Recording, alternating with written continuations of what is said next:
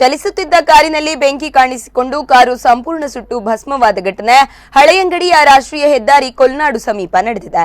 ಕಾರ್ನಾಡು ನಿವಾಸಿ ಮೊಹಮ್ಮದ್ ಫಯಾಜ್ ಎಂಬುವವರು ಕಾರಿನಲ್ಲಿ ಚಲಿಸುತ್ತಿದ್ದಾಗ ಬೆಂಕಿ ಕಾಣಿಸಿಕೊಂಡಿದ್ದು ತಕ್ಷಣ ಕಾರನ್ನು ನಿಲ್ಲಿಸಿ ಹೊರಬಂದು ಪ್ರಾಣಾಪಾಯದಿಂದ ಪಾರಾಗಿದ್ದಾರೆ.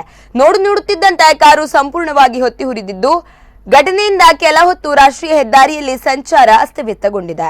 ಬಳಿಕ ಅಗ್ನಿಶಾಮಕ ದಳದ ಸಿಬ್ಬಂದಿ ಸ್ಥಳಕ್ಕಾಗಮಿಸಿ ಬೆಂಕಿ ನಂದಿಸಿದ್ದಾರೆ.